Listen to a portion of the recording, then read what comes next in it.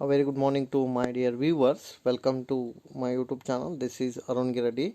Let us continue the next part of Indian financial service, that is advantages of factoring.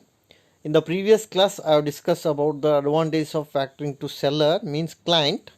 In today's class, I would like to explain the advantages to buyers, means what different advantages get by the buyers with the help of factoring.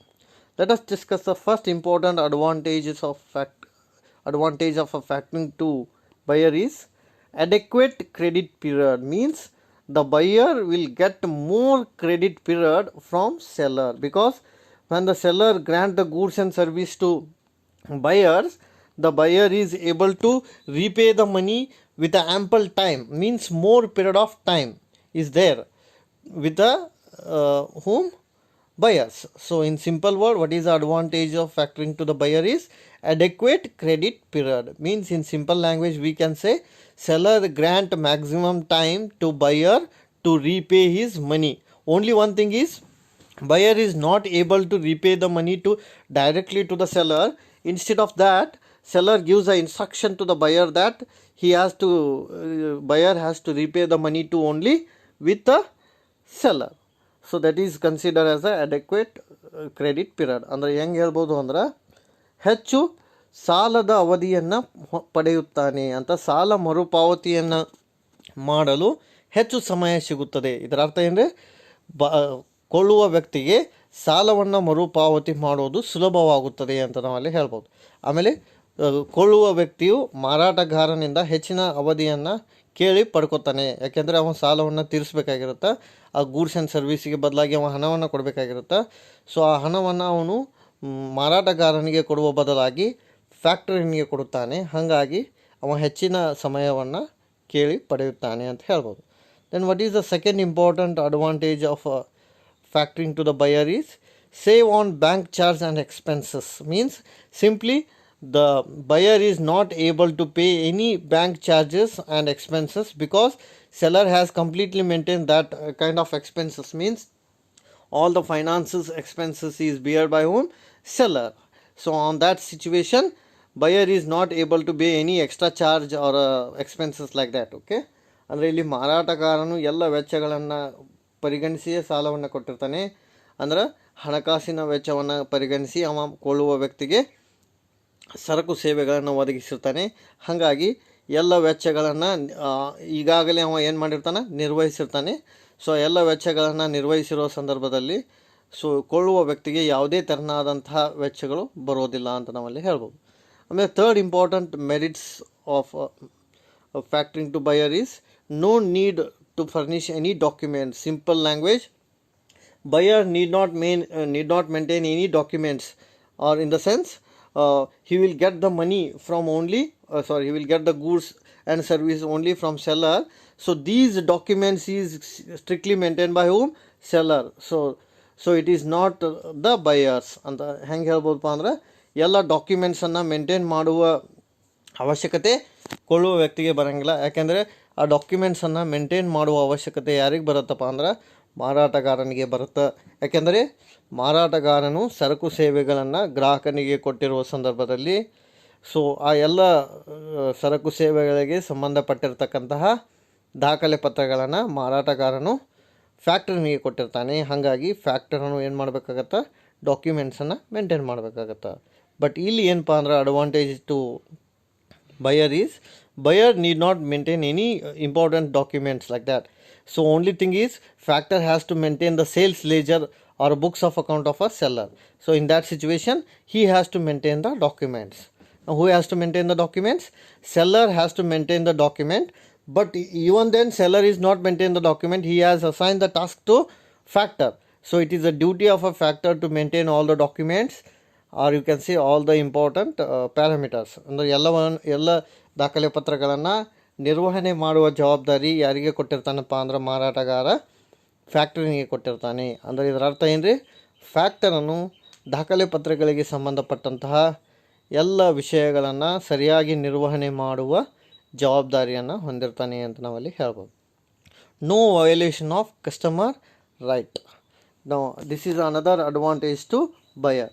Means customer or a buyer's right should not be violated in factoring agreement, because it is an agreement between seller and buyer that seller has to grant the loan goods and service to buyer, and buyer has certain time to repay it. So it is a mutual agreement, it is a legal binding agreement, so that there is no rules or no harm to the buyer. So ಬಯರ್ಗೆ ಯಾವುದೇ ರೀತಿಯಾದಂಥ ತೊಂದರೆ ಆಗಂಗಿಲ್ಲ ಈ agreement ಮುಖಾಂತರ.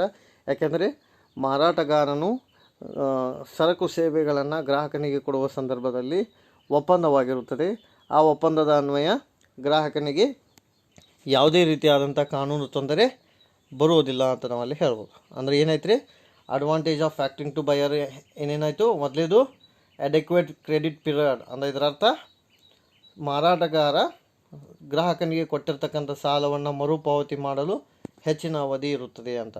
There is a more time period to repay the loan or goods and service amount to seller.